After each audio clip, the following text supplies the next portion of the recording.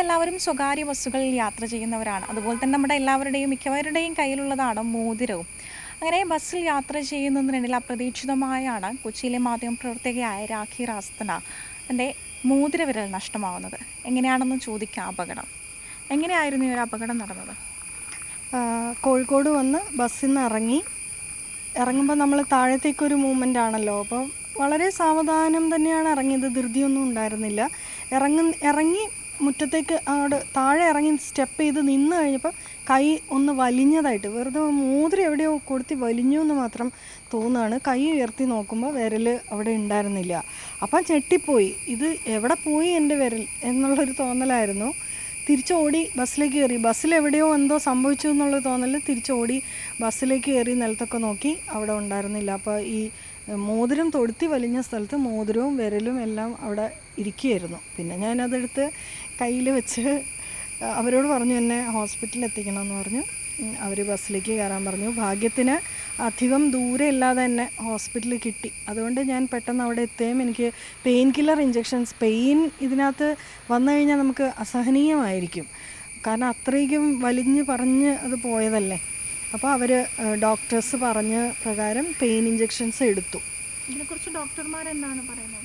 ഈ ഒരു അപകടത്തിൽ ഈ റിംഗ് അവൽഷൻ എന്നുള്ള വാക്ക് ഡോക്ടറുടെ നാവിൽ നിന്നാണ് എനിക്ക് കിട്ടുന്നത്. ബേബി മെമ്മോറിയൽ അവർ പറഞ്ഞത് റിംഗ് അവൽഷൻ്റെ ഒരു ബാഡ് കണ്ടീഷനാണ് എനിക്ക് സംഭവിച്ചിരിക്കുന്നത്.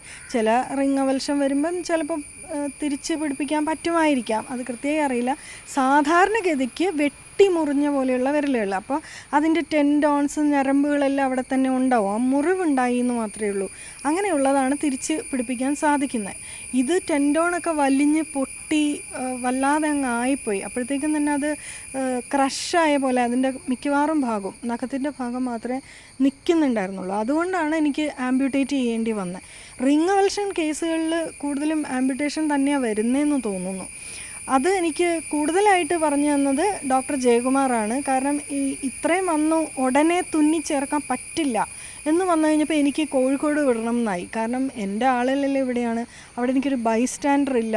അവിടെ ഒരു സർജറി ചെയ്ത് കിടക്കുക, റിവ്യൂവിന് പിന്നെ എന്ത് ചെയ്യും, ഇങ്ങനെയൊക്കെ ആലോചിച്ചു. അപ്പം ഞാൻ ഡോക്ടർ ജയകുമാറിനെ ഓർത്തു. അദ്ദേഹത്തിൻ്റെ നമ്പർ എൻ്റെ കയ്യിലുണ്ടായിരുന്നു. ഞാൻ വിളിച്ചു, ഫോട്ടോസ് അയച്ചു. അപ്പോൾ ഇതാണ് ചെയ്യേണ്ടത്, ധൃതി ഇല്ല, ഇന്ന് ചെയ്താലും നാളെ ചെയ്താലും ഇതേ പ്രോസസ്സാണ് ചെയ്യാനുള്ളത് എന്ന് പറഞ്ഞു. അപ്പം ഞാൻ പറഞ്ഞു എന്നെ ഷിഫ്റ്റ് ചെയ്യാമോ എറണാകുളത്തേക്ക്. അങ്ങനെ എൻ്റെ കമ്പനി തന്നെ എന്നെ ആംബുലൻസൊക്കെ അറേഞ്ച് ചെയ്ത് ഇങ്ങോട്ട് ഷിഫ്റ്റ് ചെയ്തതാണ്. 22-ാം തീയതി ആംബ്യൂട്ടേഷൻ സർജറി ചെയ്തു. 23-ാം തീയതി എന്നെ ഡിസ്ചാർജ് ചെയ്യുകയും ചെയ്തു. പിന്നെ ആ മരുന്ന് കെട്ടി ഉണക്കുക എന്നുള്ള കാര്യമുള്ളൂ, അത് വീട്ടിൽ തന്നെ ആണ് ചെയ്തിരുന്നത്. ഇതിനെക്കുറിച്ച് ഡോക്ടർമാർ ഈ റിങ് അവിടെ കുടുങ്ങിയതാണോ, എന്താണ് സംഭവം, അങ്ങനെ എന്തെങ്കിലും പറയുന്നുണ്ടോ? ഉണ്ട്.